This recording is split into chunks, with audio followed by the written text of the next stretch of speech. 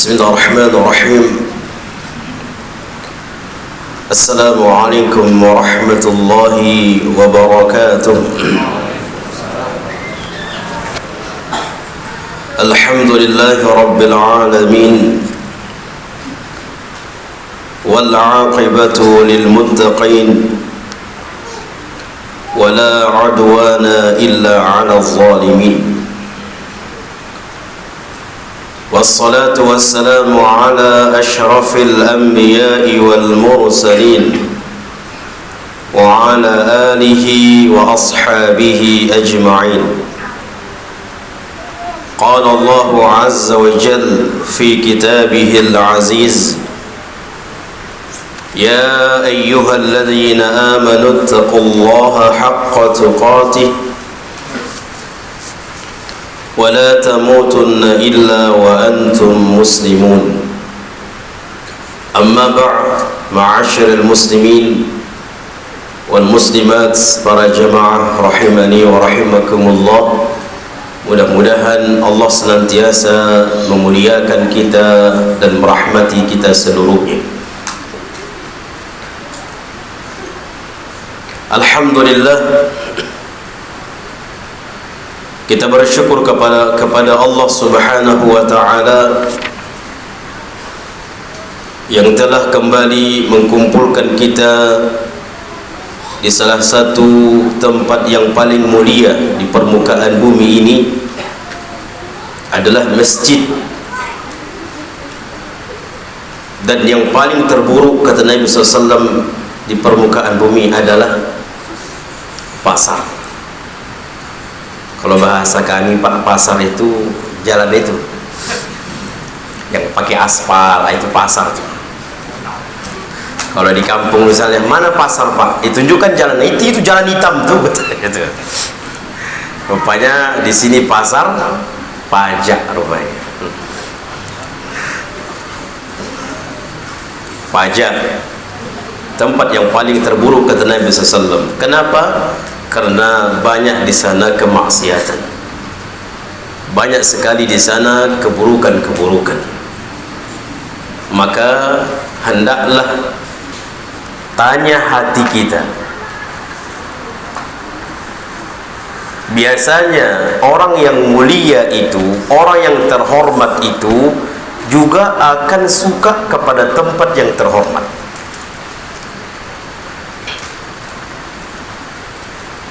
Orang yang hatinya mulia, maka dia akan mencintai tempat yang mulia. Maka kalau hati kita lebih suka ke pajak daripada ke masjid, tanda tanya ke dalam hati kita, ada apa hati kita? Padahal kata Nabi SAW, ada 7 golongan yang mendapatkan naungan di padang mahsyar, yang tidak ada naungan kecuali naungan dari Allah. Di antara 7 golongan itu adalah hati yang hatinya tergantung di dalam masjid, di masjid. Artinya hatinya cinta dengan masjid, hatinya senantiasa menginginkan di dalam masjid, di masjid. Waktu safar pun dia istirahatnya di masjid. Dia merasakan masjid itu tenang, damai, hatinya senang. Maka ini hati Masya Allah. Dan kebalikannya, kalau di dalam masjid suntuk saja bawaannya. Ada pula undangan misalnya ke masjid 1 jam, suntuk aja bahannya. Ini hati-hati. 10 menit misalnya khutbah Jumat, yang lambat lah Ustaz ni, khotib ni. Bahkan subhanallah, ada di salah satu tempat masjid di Sumatera, sampai jemaahnya, Ustaz jam, kata Memang mungkin terlalu panjang pula Ustaz. Orang masih mungkin bekerja ya, Ustaz jam katanya.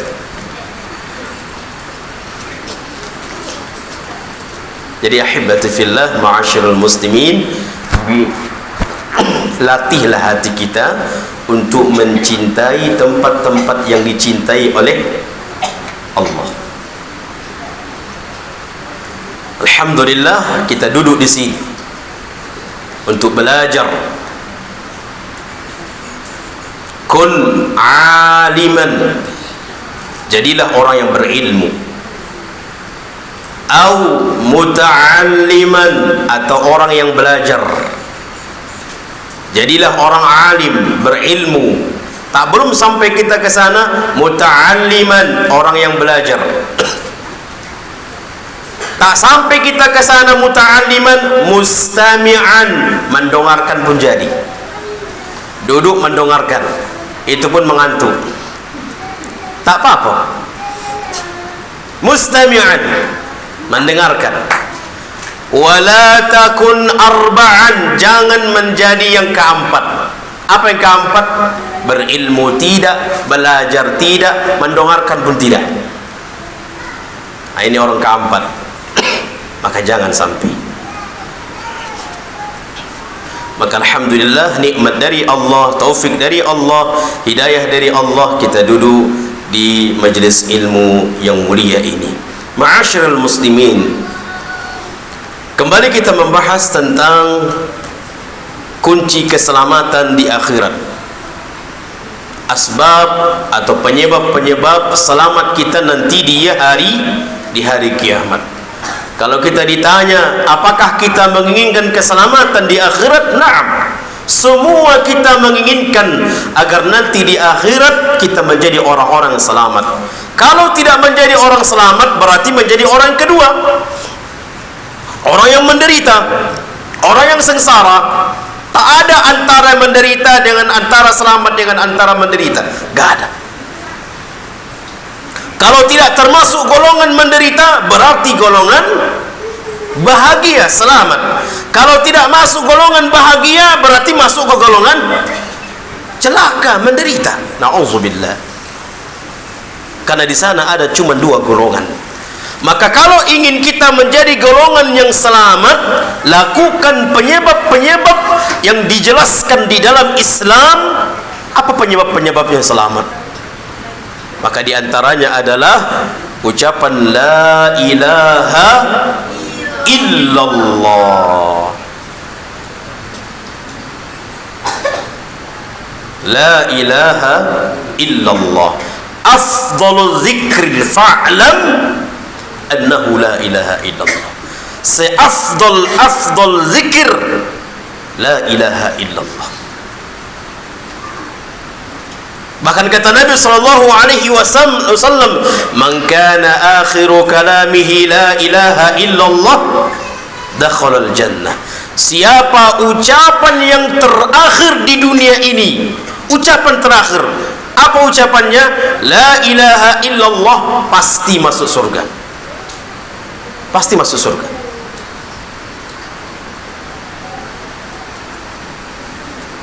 Nabi SAW mengatakan walau zana, walaupun dia berzina, kalau akhir kalimatnya la ilaha illallah, pasti masuk surga. Walau saraqa, walaupun dia pencuri, walaupun dia mencuri, mati mengucapkan la ilaha illallah, masuk surga.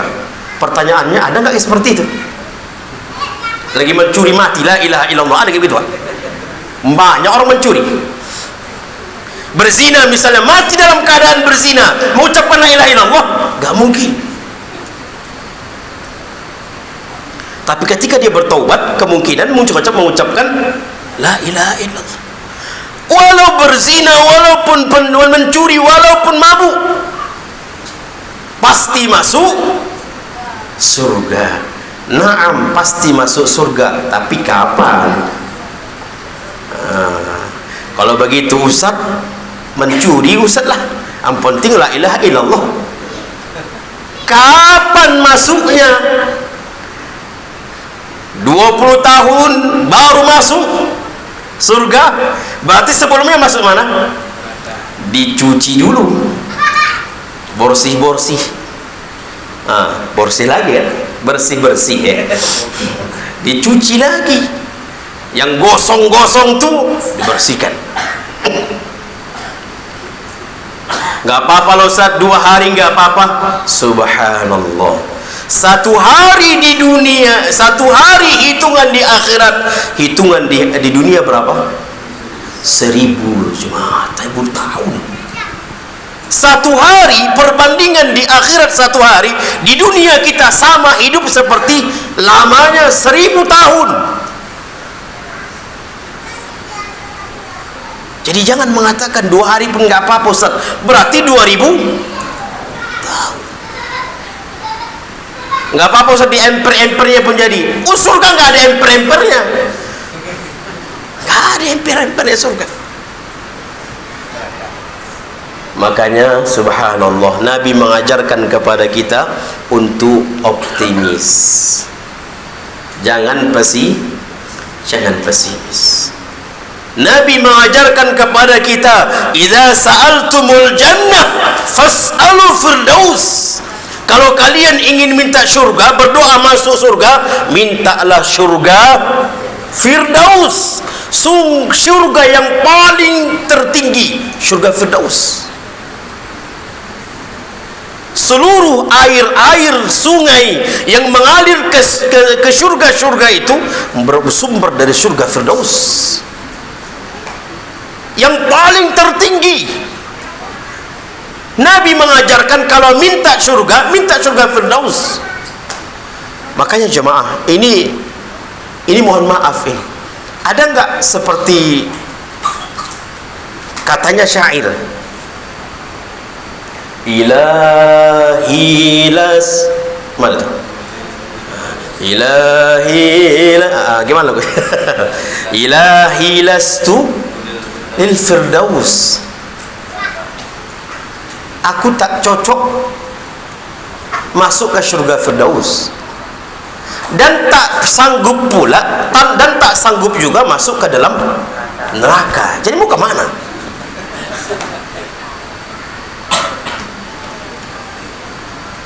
Bah, ini bertentangan dengan Nabi SAW.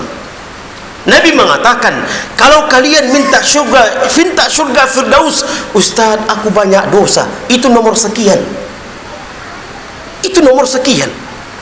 Ketika dalam surga, ya Allah masukkan aku ke surga firdaus, minta surga firdaus, optimis. Kenapa kita mengatakan ilahi lastu lil firdaus? Itu dia, mancing-mancing tadi itu. Keluar juga dengan suara tuh kan. Nggak cocok, nggak. Subhanallah, udah optimis. Maka demikian juga kalau dia benar-benar optimis, benar-benar bersungguh-sungguh ingin menjadi orang yang bahagia, menjadi yang selamat di akhirat, berarti dia terbukti dia juga sungguh-sungguh melakukan penyebab-penyebabnya. Itu sungguh-sungguh itu. Tapi kalau misalnya antum bapak mau masuk surga, oh Ustaz, masuk surga, tapi sholat pun tidak. Sholat pun tidak. Tiba datang puasa Ramadan, dia tak puasa. Baca Quran tak pernah. Berarti ini keinginan dusta. Keinginan dusta. Kalau dia benar-benar ingin masuk ke dalam surga, maka dia akan melakukan penyebab-penyebab supaya dia selamat, supaya dia masuk surga. Itu buktinya. Sama halnya ingin sukses di dunia, mungkin malas-malas, mungkin tidur-tiduran, tidak.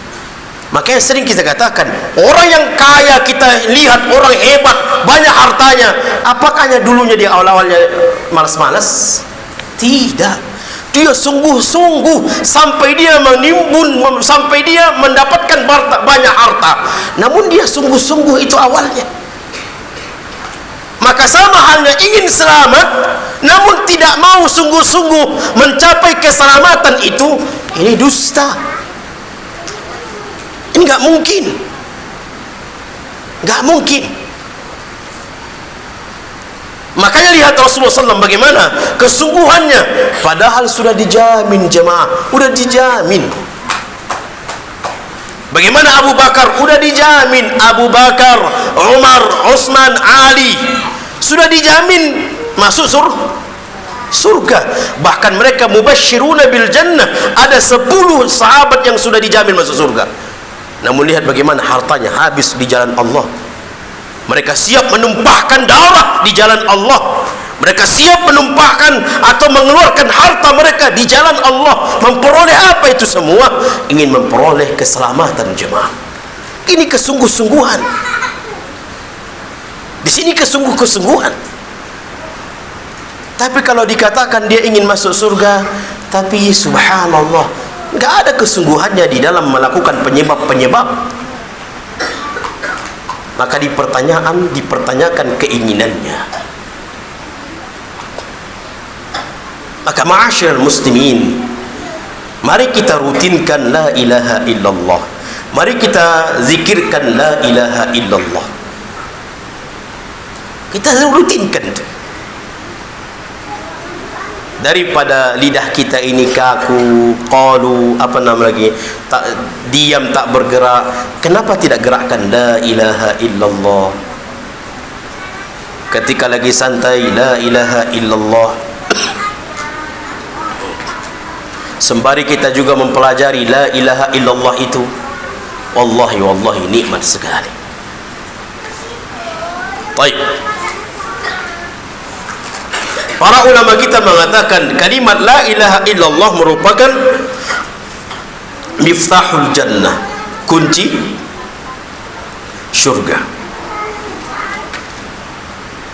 Subhanallah.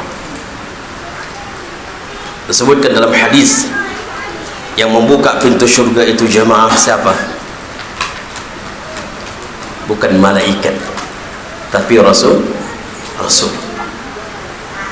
Ketika Rasulullah meminta kepada malaikat kunci, lalu malaikat mengatakan, man anta? Rasulullah mengatakan, ana Muhammad. Ana Muhammad. Anta Muhammad Rasulullah. Nah, apa kata malaikat? Diperintahkan aku hanya memberikan kunci ini kepadamu. Dan yang lebih luar biasanya jemaah, kita ini umat terakhir atau tidak ini? Ada nggak umat setelah kita? Nggak ada lagi. Kita adalah umat yang terakhir dan umat yang pendek-pendek, kita lah. Kita lah. Namun nanti di surga kita ditinggikan kembali seperti tingginya bapaknya manusia. Siapa bapak manusia? Nabi Adam. Nabi Adam itu situn, 60 hasta ke atas, kata Nabi SAW. Berapa meter itu? Hah? 60 hasta ke atas, tinggi. Umar saja 2 meter Umar ya. Lewat dari pintu harus tunduk dia. Naik kuda kakinya itu sampai tuh ke tanah. Sampai. Umar tinggi, gagah, besar.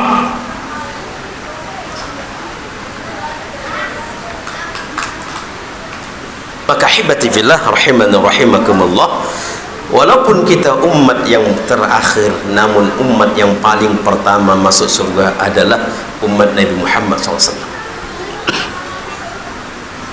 Wallahi jemaah, kita bersyukur sekali kepada Allah. Allah jadikan kita termasuk umat Nabi Muhammad yang memiliki keutamaan besar. Baik.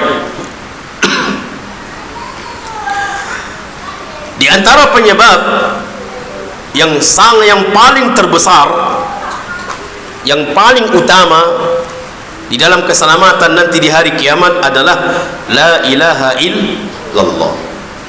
Para ulama kita sampai mengatakan miftahul jannah, la ilaha illallah itu merupakan kunci surga. Namun semalam kemarin sudah kita sampaikan, setiap kunci memiliki gerigi. Ada 7 gerigi kunci la ilaha illallah yang harus kita ketahui dan kita amalkan.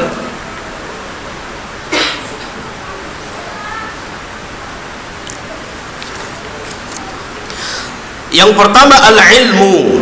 Ini sudah kita bahas ya, al-ilmu. Jadi jangan sampai ketika kita mengucapkan la ilaha illallah tapi tak faham artinya, tak faham maksudnya, berarti kita mengucapkan la ilaha illallah tanpa ilmu. Maka kita harus belajar tentang la ilaha illallah. Yang kedua, asyartus tsani, yang kedua adalah al-yaqin. Yakin. Kalau sudah yakin, berarti hilang yang namanya keraguan, tersingkir yang namanya keraguan. Maka yakin. Allah mengatakan di dalam Al-Quran surah Al-Hujarat ayat 15, innamal mu'minuna alladhina amanu billah wa rasulihi summa lam yartabu wa jahadu bi amwalihim wa anfusihim fi sabilillah ulaika humus sadiqun. Hanyalah orang-orang yang beriman kepada Allah dan kepada Rasulullah, summa lam yartabu, lalu mereka tidak ragu-ragu. Berarti kalau tidak ragu-ragu berarti yakin.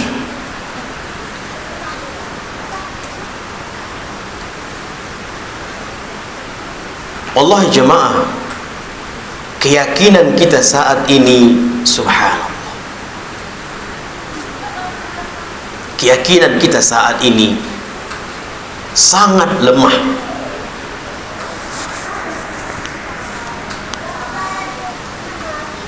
Keyakinan tentang rizki dari Allah, kita sudah tahu rizki dari Allah, namun apakah pengetahuan itu tertancap ke dalam dada kita, ke dalam hati kita, sehingga membuahkan keyakinan yakin rizki dari Allah?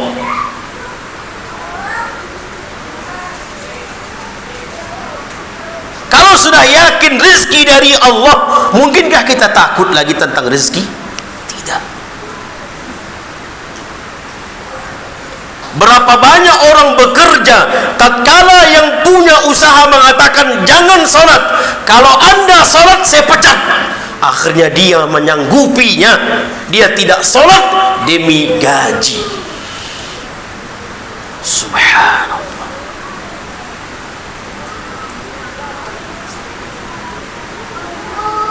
Hanya berapa gaji dan berapa sholat yang dia tinggalkan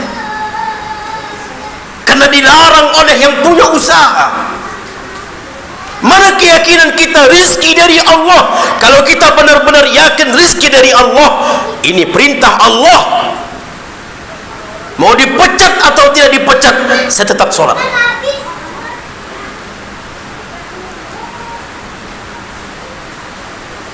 Kurang yakin.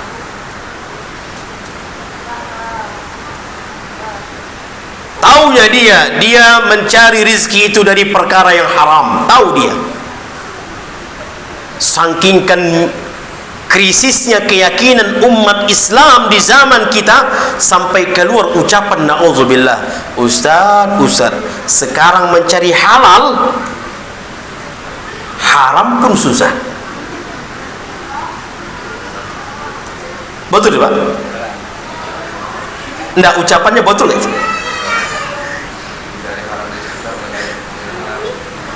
Oh gitu ya? Gimana yang benar? Yang haram saja susah, apalagi yang halal Ustaz. Subhanallah. Ini karena krisis keyakinan kepada Allah, krisis keyakinan rezeki dari Allah. Ditambah lagi pedagang kurang yakin rezeki datang dari Allah, rezeki minallah. Akhirnya kawan tuh kok banyak kali yang datang ya, mainlah. Main apa? Main dukun lah, main inilah, main inilah.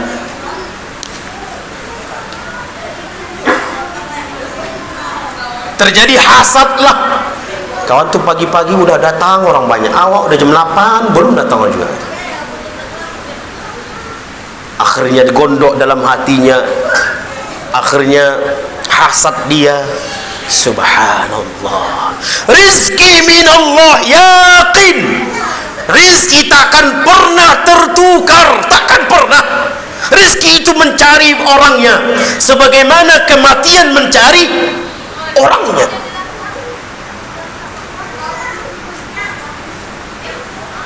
Rizki itu mencari orangnya, sebagaimana kematian mencari orangnya. Kalau sudah pas waktunya, datanglah itu.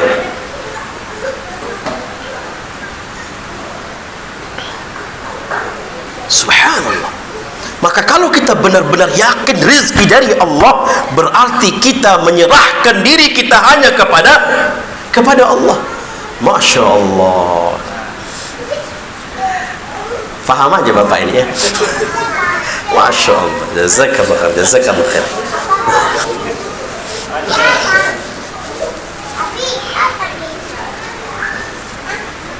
Jadi subhanallah, inilah yang wallahi jemaah, inilah wallahi krisis keyakinan itu.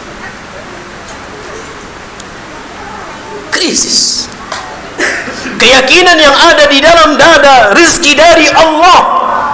Wallahi kalau itu sudah tertanam ke dalam dada kita, berarti kita akan benar-benar menghambakan diri kepada Allah. Kita akan benar-benar menyerahkan semuanya kepada Allah. Kita hanya prioritaskan apa yang dicintai oleh Allah, diridhai oleh Allah, rezeki dari Allah. Ahibbati fillah. Orang kafir yang menyembah matahari, Allah kasih rezeki. Orang kafir yang menyembah bulan, yang menyembah batu-batuan, yang menyembah yang menyembah api, Allah kasih rezeki. Bagaimana kita yang menyembah Allah, sujud kepada Allah, rukuk kepada Allah, berdoa kepada Allah, kenapa kurang yakin kita rezeki Allah kasih?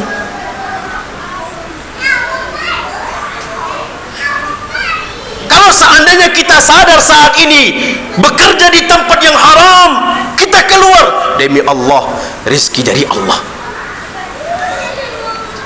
rezeki dari Allah. Yakin jemaah. Dan inilah buah hasil la ilaha illallah. Kalau kita mengucapkan la ilaha illallah, yakin, wallahi.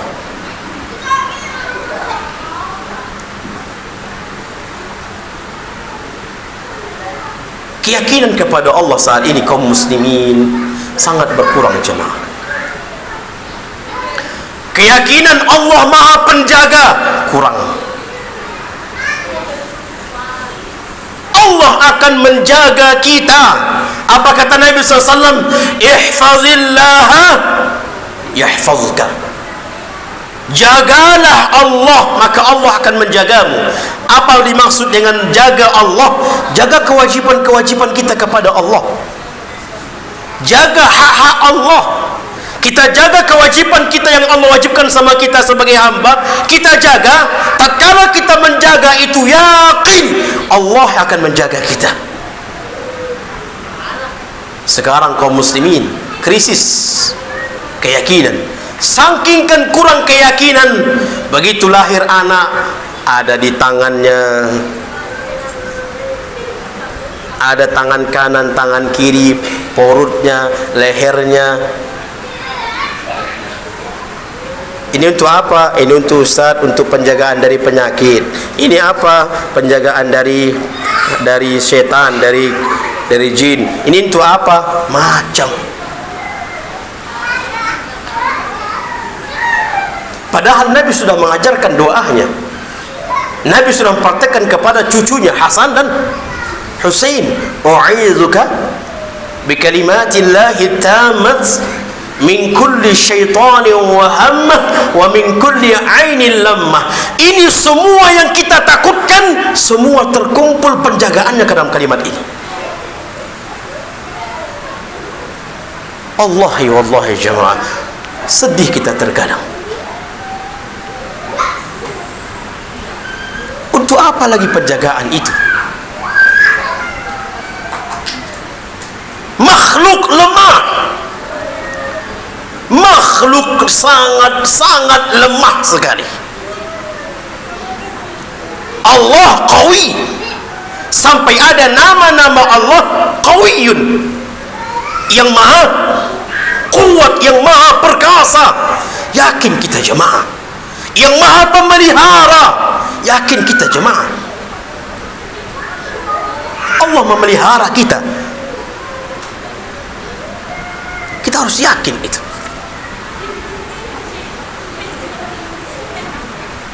Kalau kita benar-benar yakin, wallahi. Pak, ini pakai cincin. Oh iya, cincin apa ini? Cincin pemanis.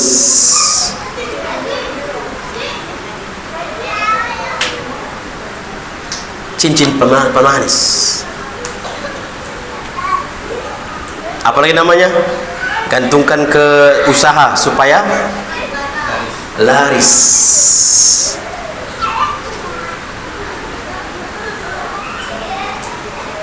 Ada lagi namanya pengasih.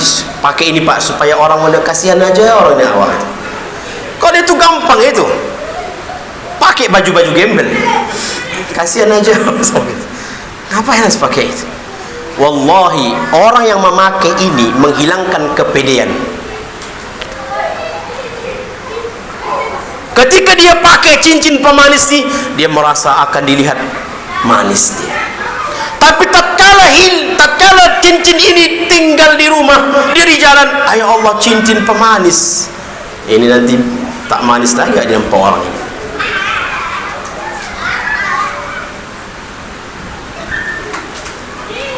Apa nama istilahnya Pak? Jimat ya? Jimat untuk penjagaan. Kalau ketika dia memakai jimat ini, dia merasa tenang, karena akan ada yang menjaga. Coba kalau tertinggal jimat ini, coba apa yang dirasakan? Di jalan ketinggal, ya Allah, tinggal jimat penjagaan. Kira-kira apa yang dirasakan? La ilaha illallah. Dia akan gelisah, dia merasa akan ada macam-macam, tak ada lagi, tak akan hilang semua, tak ada ketenangan pada dirinya. Berarti dia bergantung sama siapa? Jimat. Dan demi Allah, tatkala seseorang bergantung kepada sesuatu makhluk selain Allah, Allah akan buat di hatinya bergantung kepada itu. La ilaha illallah. Ini jimat dicampakkan selesai. Ada seseorang memakai jimat di hadapan Nabi SAW. Jimat yang kekuning-kuningan. Kata Nabi SAW, "Ma hazihi?" Apa ini? "Hazihi wahina." Ini katanya kekuning-kuningan yang untuk menjaga diri dari penyakit, dari jin. Apa kata Nabi SAW? inza'ha fa innaha la taziduka illa wahnan. Buka itu, lepaskan itu, karena tidak ada yang menambah bagimu kecuali kehinaan. Nabi bahkan membukanya. Enggak boleh jemaah, yakin ini. Ketika kita mengucapkan la ilaha illallah, yakin, seyakin-yakinnya Allah hanya yang menjaga kita, penjagaan yang maha sangat sempurna hanya dari Allah, rizki dari Allah, kesehatan dari Allah, semua nisbatkan kepada Allah. Yakin, yakin. Makanya Allah mengatakan dalam surah Al-Hujurat, innamal mu'minun alladzina amanu billahi wa rasulih summa lam yartabu. Hanyalah orang yang beriman kepada Allah dan Rasulnya, summa lam yartabu, lalu mereka tidak ada keraguan.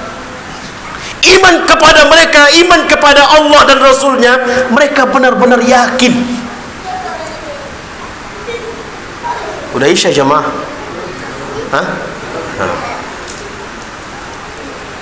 Keyakinan ini harus jemaah tanamkan. Wallahi, wallahi, wallahi, kita hidup di zaman krisis keyakinan.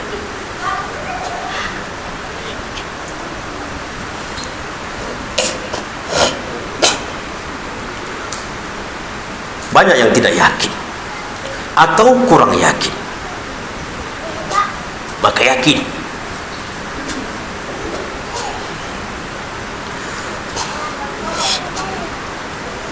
Kemudian asyartus salis, yang ketiga dari gerigi kunci la ilaha illallah, al-qabul, menerima.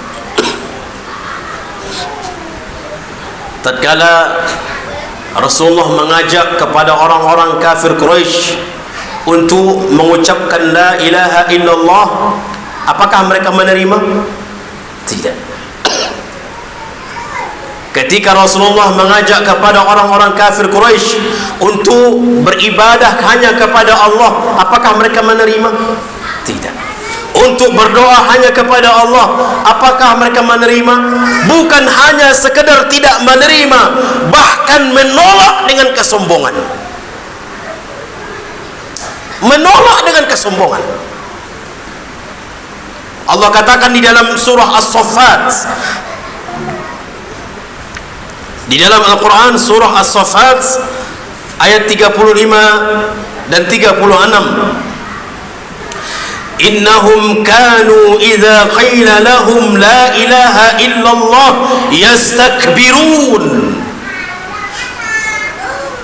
Sesungguhnya mereka orang-orang kafir Quraisy, tatkala diajak dikatakan kepada mereka, Rasulullah mengatakan ucapkan qulu la ilaha illallah, apa kata mereka? Yastakbirun, mereka menyombongkan, mereka menolak dengan kesombongan. Bahkan di antara kesombongan mereka, ucapannya Allah abadikan di dalam Al-Quran di ayat yang ke-36-nya. Apa kata Allah? Wa yaqulun, mereka sombong lalu mengatakan, mereka menolak dengan kesombongan, lalu wa yaqulun, lalu mereka mengatakan, a inna latariku alihatina li syairin majnun. Muhammad, apakah kami mau meninggalkan Tuhan-Tuhan kami ini lalu mengikuti engkau? Itu sebuah kegilaan. Itu sebuah kegilaan ya Muhammad. Kami mengajak, kami menerima atau mengiyakan ajakanmu lalu kami tinggalkan Tuhan-Tuhan kami ini, itu sebuah kegilaan ya Muhammad.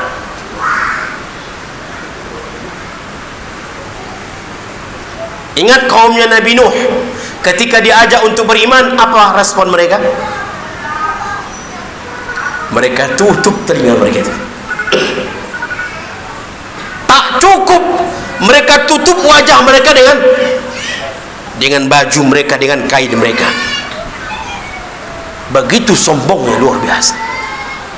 Mereka tutup wajah mereka, mereka tutup telinga mereka. Mereka menolak kalimat itu. Maka siapa yang menerima akan selamat. Dan kita berdazan, nah, dan kita termasuk umat yang menerima. Subhan, masya Allah. Baik, ini saja kita cukupkan. Kita azan salat isya dulu ya. Kita salat isya dulu. InsyaAllah beberapa menit ke depan setelah salat isya kita lanjut insyaAllah. Mungkin sekitar 10 menit lagi ya. Setelah isya insyaAllah. Ini saja. Wassallallahu ala nabiyina Muhammad wa ala alihi wa sahbihi ajma'in. Wassalamualaikum warahmatullahi wabarakatuh. Bismillahirrahmanirrahim. Assalamualaikum warahmatullahi wabarakatuh.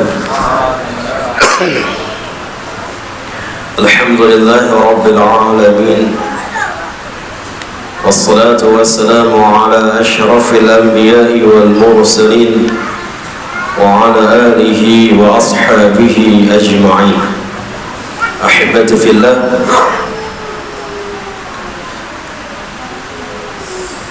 insyaallah kita melanjutkan pembahasan kita biiznillah.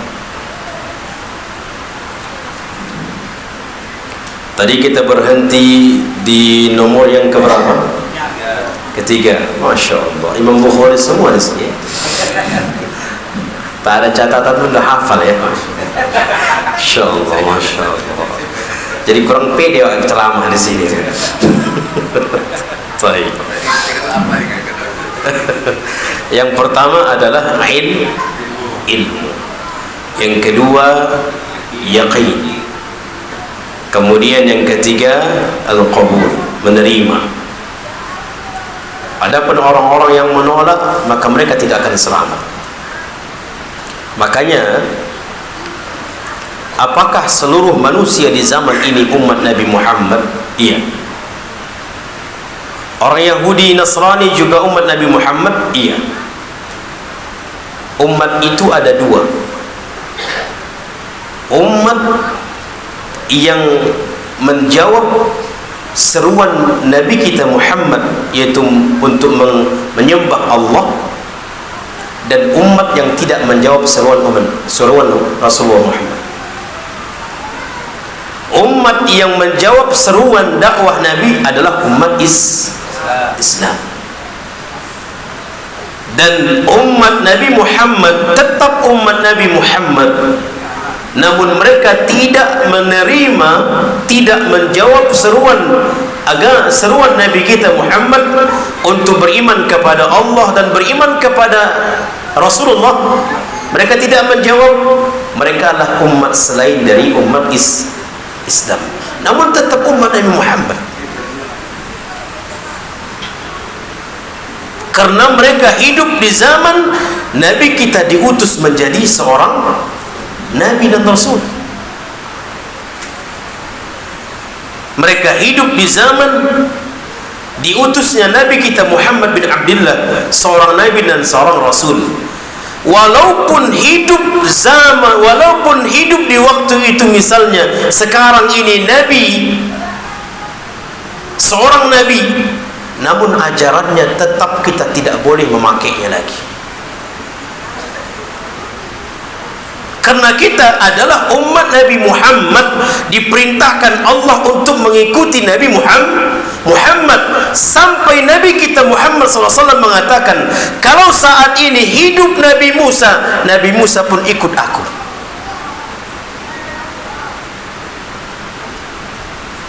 Maka apakah kita beriman kepada Nabi Isa? Naam, kita beriman kepada Nabi Isa, namun ajaran Nabi Isa tidak boleh lagi kita ikuti. Anak tidak mau, anak harus mengikuti zaman ajaran Nabi Isa. Saya tidak mau mengikuti saya tidak mengikuti syariat Nabi Muhammad. Gak boleh. Kita hidup di zaman di mana Nabi kita Muhammad yang diutus.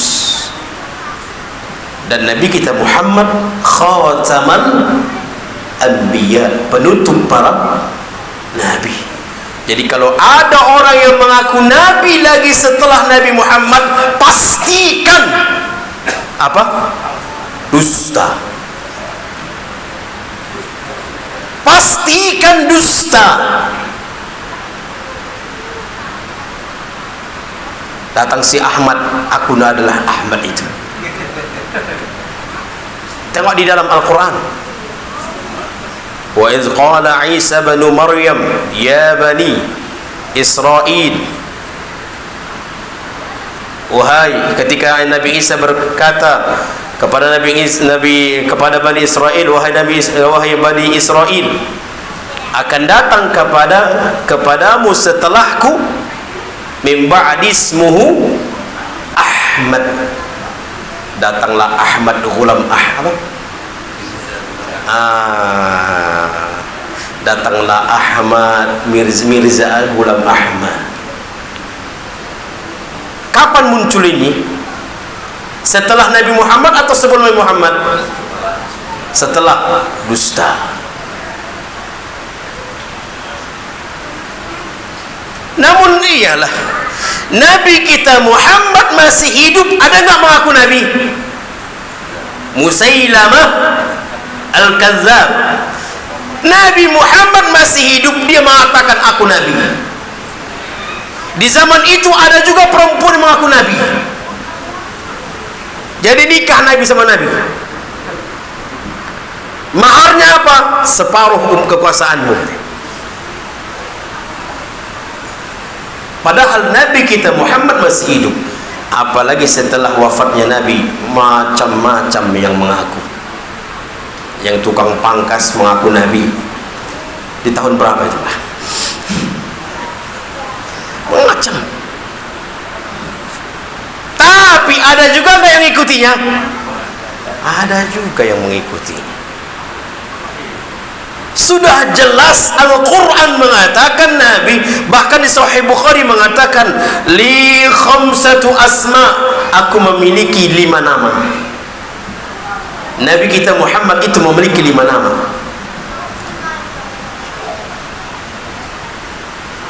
Di antaranya adalah, ana adalah khatam, aku adalah penutup para nabi. Tidak ada lagi nabi setelah Nabi Muhammad. Berarti kita adalah umat terakhir. Maka umat seseorang yang hidup di zaman Nabi Muhammad diutus menjadi nabi, wajib kita mengikuti syariat siapa? Nabi Muhammad.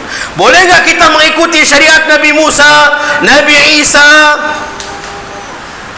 Kalau syariat Nabi kita Muhammad ada masih tidak menghapus atau masih membolehkan, maka tetap kita dianggap bukan mengikuti ajaran atau syariat Nabi Isa. Kita tetap mengatakan mengikuti syariat Nabi Muhammad.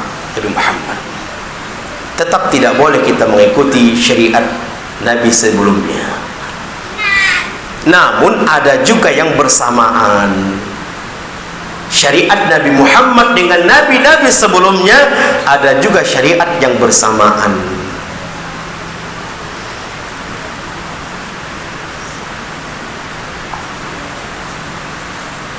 Ada bersamaan. Apa contohnya? Hah? Sunat itu zaman Nabi Musa apa? Khitan. Hah? Sekarang masih di syariatkan.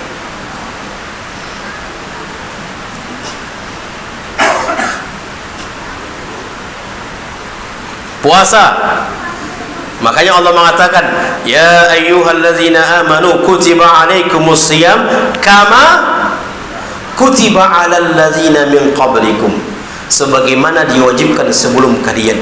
Berarti umat sebelumnya ada nggak puasa? Ada, namun bukan puasa Ramadan namanya.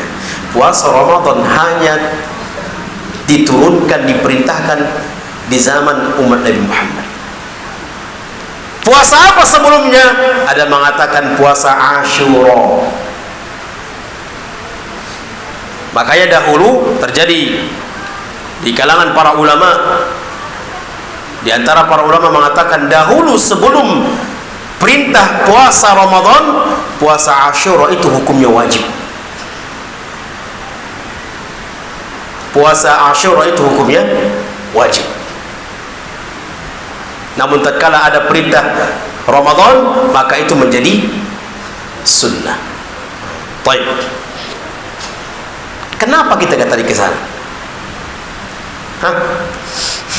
Dari mana kita tadi itu?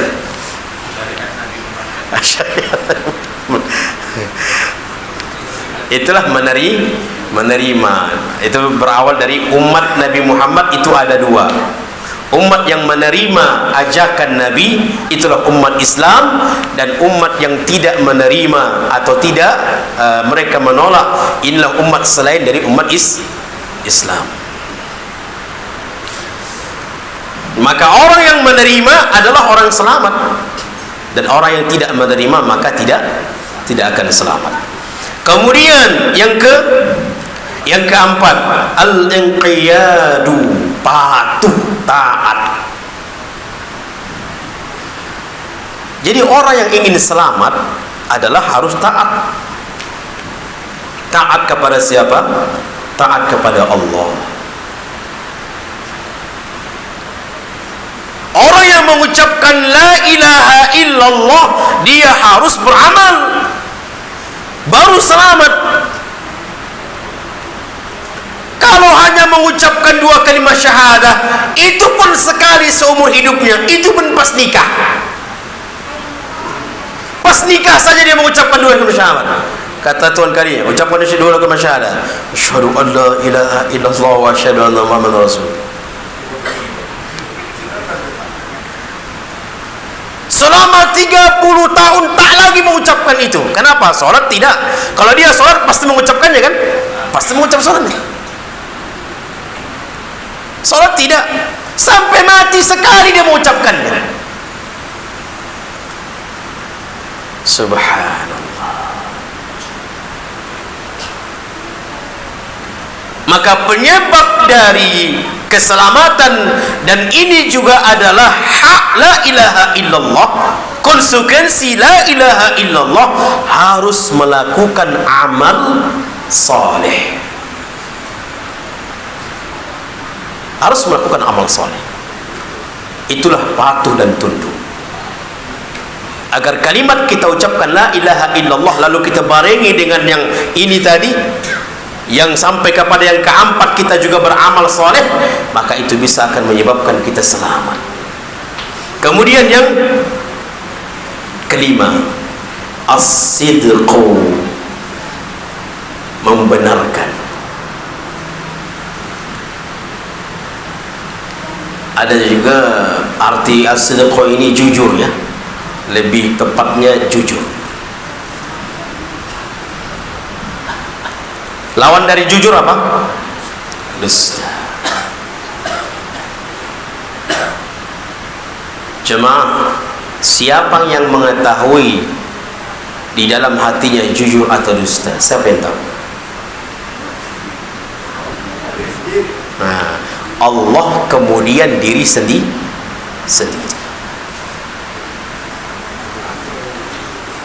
Maka kalau ada orang mengucapkan la ilaha illallah, asyhadu an la ilaha illallah wa asyhadu anna muhammadar rasulullah, Allah, banyak tingkahnya itu, tak boleh. Pura-pura masuk Islam ya dia itu, tak boleh. Tetap kita hukumi zahir dia ketika dia mengucapkan itu. Adapun di dalam hatinya hanya pura-pura saja, siapa yang tahu? Allah. Dan demi Allah jemaah, orang yang mengucapkan saya beriman, apakah Allah tinggalkan begitu saja? Allah uji ucapan itu. Ausad anak orang yang beriman beriman kepada Rasulullah, diuji jemaah. Ustaz, ana bertobat Ustaz dari perkara yang haram, diuji. Ustaz, ana ingin menjadi orang soleh Ustaz, diuji. Benar enggak dia akan menjadi orang soleh, atau hanya sebatas ucapan saja? Apa kata Allah di dalam Al-Quran, surah Al-Ankabut ayat 1-3. Allah mengatakan, Alif Lam Mim, ahasiban nasu ayyutraku ayyaqulu amanna wahum la yuftanun. Apakah mengira manusia itu ditinggalkan begitu saja tatkala mereka mengatakan amanna, kami beriman ya Rabb? Apakah ditinggalkan begitu saja? La, wahum la yuftanun, mereka tidak diuji. Mereka akan diuji.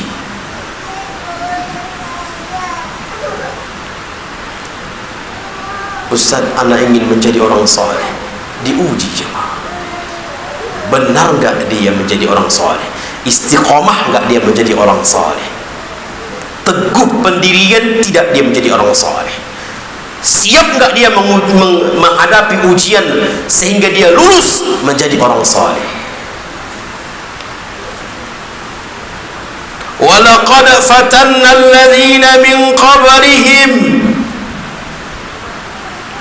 sungguh kami menguji orang-orang sebelum kalian, orang-orang yang mengatakan sebelum kita, diuji keimanannya. Lihat Bilal bin Rabah, diuji enggak keimanannya? Diuji. Diterik panas matahari, kemudian dia diterentangkan di pasir. Sifat pasir kalau panas matahari, apa yang terjadi pasir? Panas. Kemudian ditaruh batu besar di dadanya, diikat tangannya, kakinya, diuji.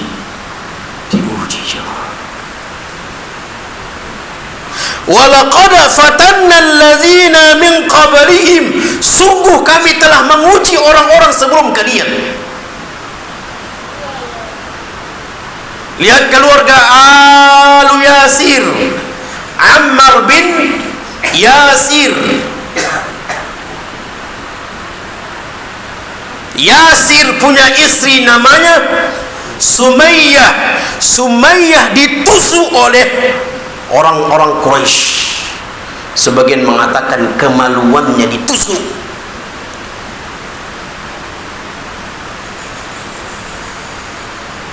Yasir ditombak oleh Abu Jahal sampai mati. Ammar disiksa. Sumayyah ketika mendengar ucapan Rasulullah, tatkala Rasulullah melewat, Rasulullah melihat jemaah. Namun zaman itu zaman yang masih lemah. Rasulullah hanya bisa nggak bisa menolong.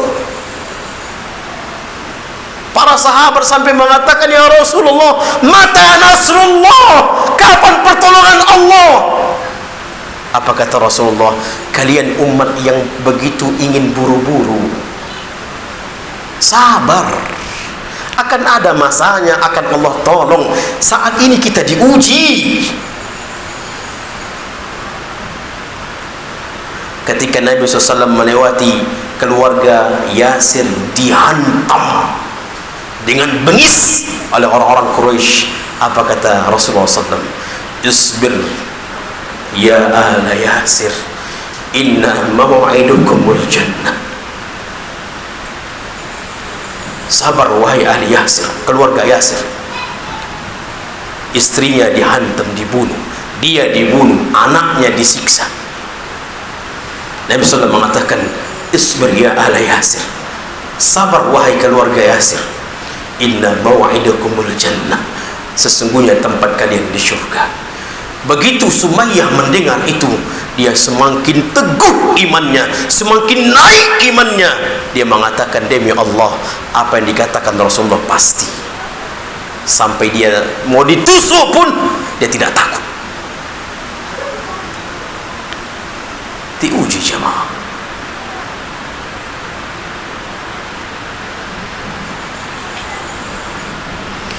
Sehingga dengan ujian itu Allah mengatakan, فَلَيَعْلَمَنَّ اللَّهُ الَّذِينَ صَدَقُوا وَلَيَعْلَمَنَّ الْكَاذِبِينَ.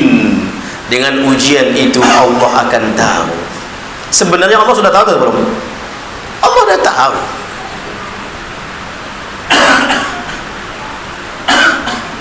Dengan ujian itu dirinya akan tahu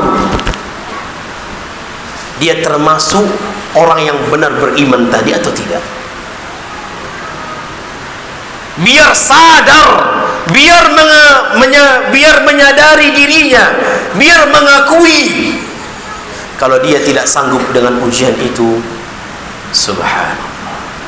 Lalu dia pun keluar dari keimanan.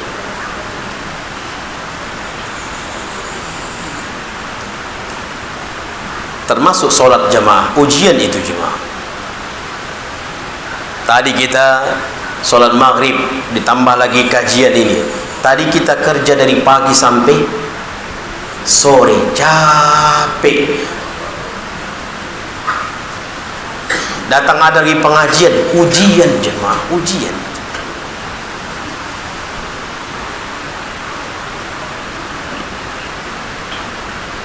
Lagi enak-enak tidur, diuji dengan solat subuh, ujian.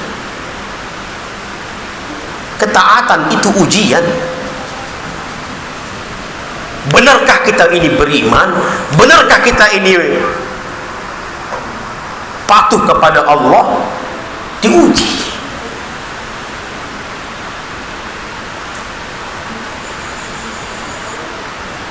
Lewat infak diuji.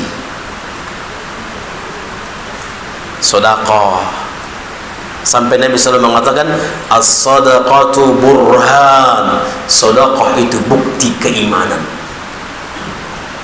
Bahkan sebagian mengatakan sedekah itu bukti dari hartanya berkah. Kalau banyak harta tapi sedekah tidak, ini menunjukkan harta tidak. Itu bapak yang ngomong ya. Bukti jemaah menunjukkan harta itu berkah. Dia gemar bersedekah, gemar bersedekah, suka bersedekah, dan itu bukti keimanan. As-sadaqatu burhan, kata Nabi SAW. Sedekah itu bukti.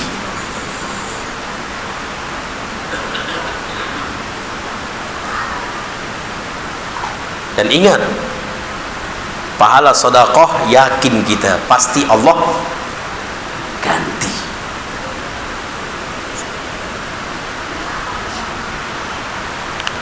Yang keenam, kita cepat ya, al-ikhlas. Ikhlas di dalam mengucapkannya. Benar-benar murni orang mengucapkan la ilaha illallah itu benar-benar karena Allah, bukan karena paksaan. Makanya coba latih jemaah, tatkala kita berzikir la ilaha illallah, kita benar-benar rasakan itu benar-benar dari hati, ikhlas, benar-benar ikhlas mengucapkannya. Yang ketujuh, al-mahabbah, cinta. La ilaha illallah kita ucapkan penuh dengan cinta. Apa yang kita cintai? Apa yang ada dalam kalimat ini? Allah, itu yang kita cintai.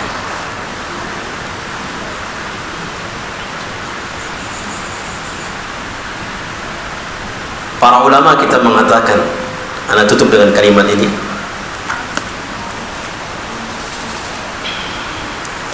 semua orang mudah mengatakan cinta. Iya gak jemaah? Semua orang mudah menjadi cinta. Kalau ditanya satu persatu umat Islam, apakah Anda cinta kepada Allah? Naam, cinta kepada Allah. Kata para ulama, apa bukti dia cinta sama Allah? Banyak menyebut nama yang dia cintai. Banyak menyebut nama yang dia cintai. Itu bukti tanda cinta.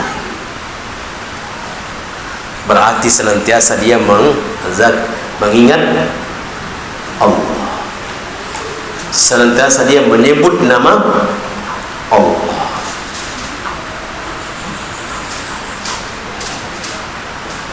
Silakan mau pakai kalimat-kalimat apa, itu juga adalah zikrullah. Baca Quran, zikrullah. Istighfar, zikrullah. Tasbih, zikrullah. Tahlil, zikrullah.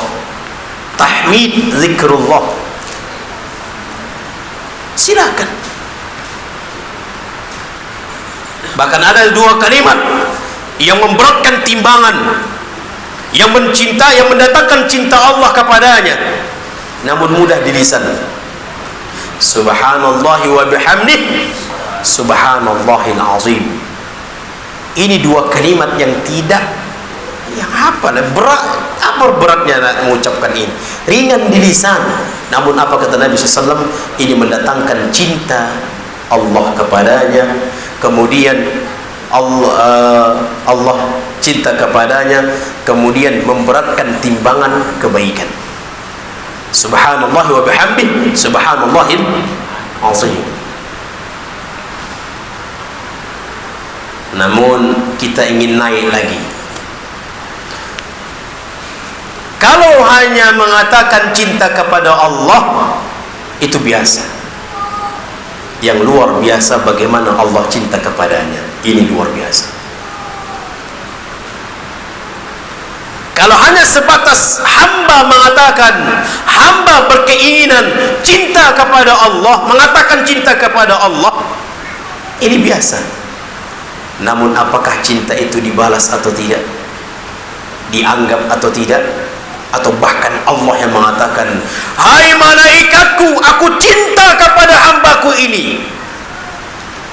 Pengakuan Allah, Allah mencintai hamba itu. Maka ini yang paling tertinggi sekali. Ini yang harus kita kejar. Bagaimana Allah cinta kepada kita. Bukan hanya kita cinta saja kepada Allah, tapi bagaimana Allah cinta kepada kita.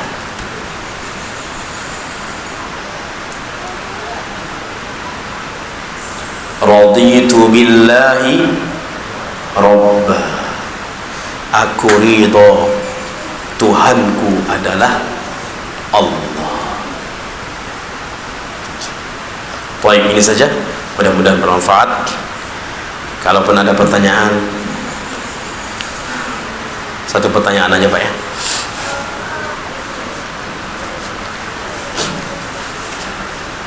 Bismillah.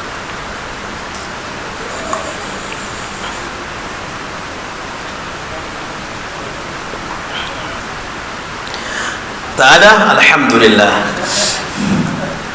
Ibu-ibu ada pertanyaan? Pas. Baik, fadhal.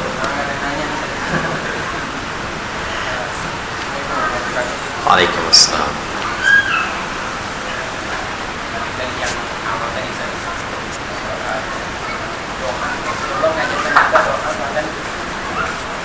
Kita tuh minta surga Firdaus. Nah. Dulu pernah saya ini dengan kajian. Pak Ustaz itu dia bertanya sama jemaah, kita sholatnya dari sholat mau untuk apa? Kenapa sholat tadi? Kenapa? Jadi spontan jemaah itu menjawabnya masuk surga. Nah, lalu Ustaz itu mengatakan salah, jawabannya salah. Diteringin lagi maka kita disuruh dengan surga. Jadi saya salah.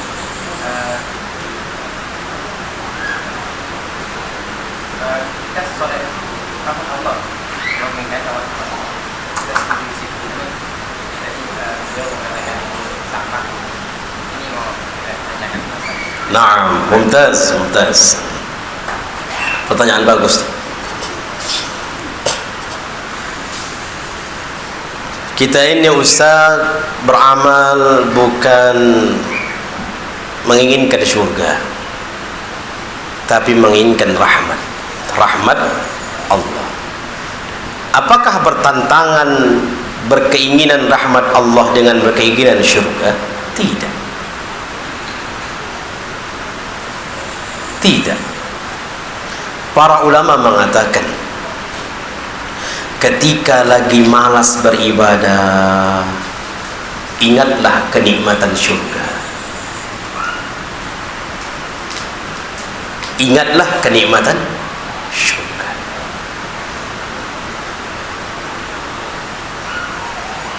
Itu akan termotivasi, karena Allah tahu jiwa kita ini sukanya balasan.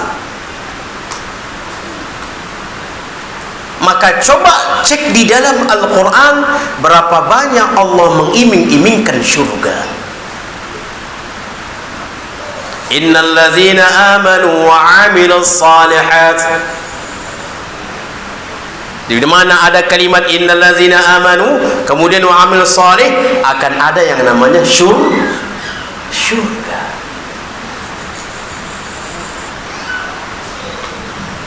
Jadi tidak bertentangan.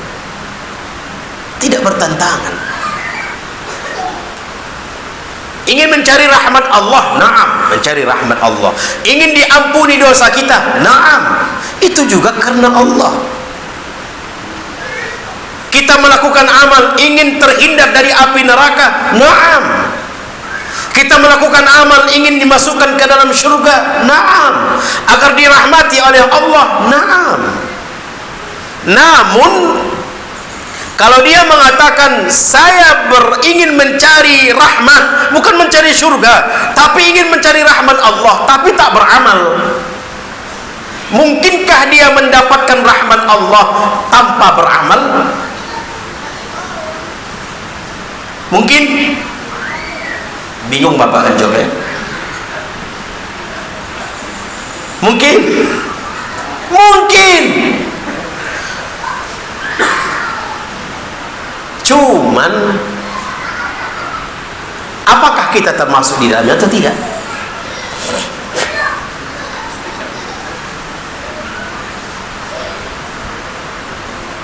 Tetap kita ingin mencari rahmat Allah, bahkan Allah berikan rahmatnya dengan kita beramal. Dengan kita beramal. Jadi sebenarnya ini tidak bertentangan. Ingin masuk surga, nah, berapa banyak Allah menyebutkan di dalam Al-Quran tentang surga. Bahkan para ulama mengatakan, kalau bukan karena balasan dari Allah, baik itu pahala, rahmat, surga, dosa diampuni, terhindar dari api neraka, kalau bukan ini semua, susah kita beramal, sulit. Ini semua yang motivasi kita untuk beramal. Ini semua diampuni dosanya, beramal kita supaya Allah ampuni dosa kita. Kita beramal supaya terhindar dari api neraka, diberikan balasan ganjaran pahala, dimasukkan ke dalam surga. Ini semua adalah motivasi untuk beramal, dan ini tidak bertentangan. Naam, surga kita masuk ke dalamnya bukan karena amal. Surga itu mahal jemaah, tak sebanding dengan amal kita, tak sebanding. Surga itu tinggi, tak sebanding dengan amal kita. Makanya penyebab seseorang masuk surga bukan karena amal, tapi karena rahmat Allah. Bukan berarti kalimat ini tidak membolehkan kita berniat, beramal, ingin masuk surga. Bukan berarti tidak.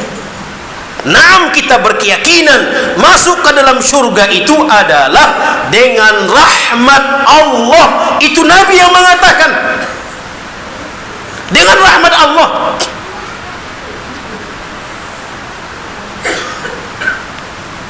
Syurga tak terbanding dengan jemaah amal kita. Berapalah amal kita? Itu pun terkadang solat khusyuk atau tidak. Makanya sampai subhanallah para ulama menjelaskan kenapa kita assalamualaikum warahmatullah, assalamualaikum warahmatullah. Apa setelah itu kita ucapkan? Astaghfirullah, astaghfirullah, astaghfirullah. Kenapa Bapak beristighfar? Apakah Bapak selesai dari mabuk? Kalau orang berzina, taubat dia, selesai dari berzina, astaghfirullah, cocok? Cocok. Dari mabuk, judi, astaghfirullah, cocok? Ini dari solat jamaah, kenapa astaghfirullah? Kata para ulama, karena tak sempurna solat yang kita tunaikan itu apa yang dikehendaki oleh Allah. Tak sempurna. Karena tidak sempurna, banyak kekurangan-kekurangannya, maka kita astaghfirullah, mohon ampun. Tak sempurna jemaah.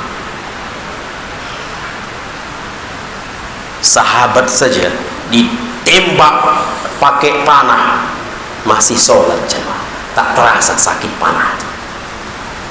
Sedang berjaga malam, sedang berjaga di perbatasan ini. Kata kawan temannya, anda tidur dulu ya, nanti kalau apa terjadi bangunkan ya. Oh iya, gantian kita. Sholat dia jemaah, ditembak, lanjut sholat. Dipanah lagi, lanjut sholat. Sampai tak tahannya lagi, lalu dia bangunkan. Sudah tumbang. Panah.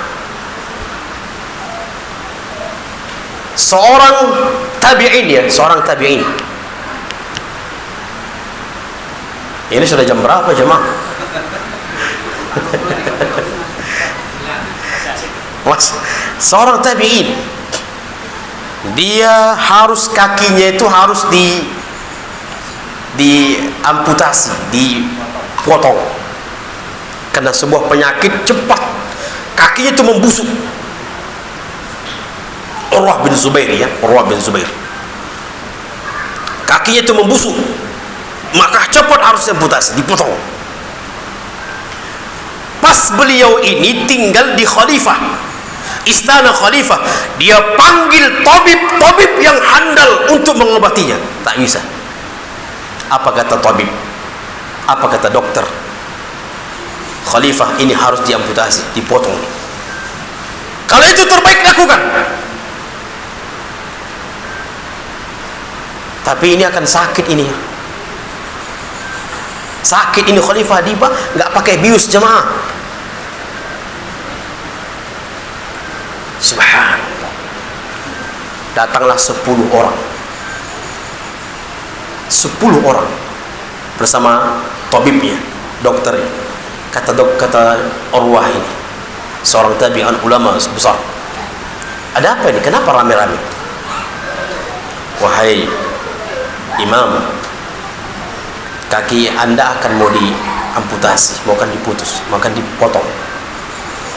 Jadi supaya nanti anda tidak bergerak banyak, tidak berontak, ini 10 orang memegang badan, memegang badan. Apa kata Urwah? Saya nggak butuh 10 orang, tak butuh.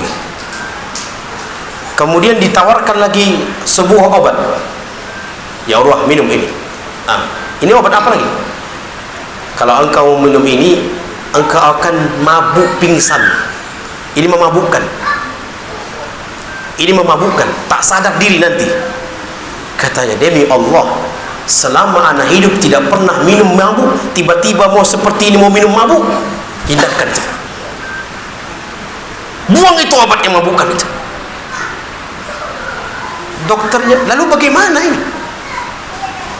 Saya berzikir kepada Allah, nanti sudah nampak wajah saya berubah. Coba lakukan apa yang kalian lakukan. Begitu dia berzikir, sudah berubah. Kemudian tabib ini mulailah, ada yang dagingnya itu dikupas, kemudian tulang-tulangnya itu digergaji, tanpa dia merasakan lisannya tetap mengucapkan zikrullah. Sampai terakhir, ini kan darah mengalir terus. Dulu supaya memberhentikan darah, pakai minyak panas. Lalu kaki yang putus ini, yang darah masih mengalir, dimasukkan ke minyak panas. Apa rasanya, Mak? Enak. Tak tahan lagi sampai menjerit Urwah bin Zubair, langsung pingsan. Bagaimana zikir beliau sampai dioperasi pun, diamputasi pun tak sadar sakitnya, itu kan sadar. Begitu hatinya bergantung benar-benar benar. Kita zikir malam, copatnya tak tampung. Entah yang apa diucapkan. Subhanallah. 5 menit selesai. Coba kita berzikir subhanallah. Apa arti subhanallah? Alhamdulillah. Apa arti alhamdulillah? Allahu akbar. Apa arti Allahu akbar? Renungkan kalimat-kalimat itu.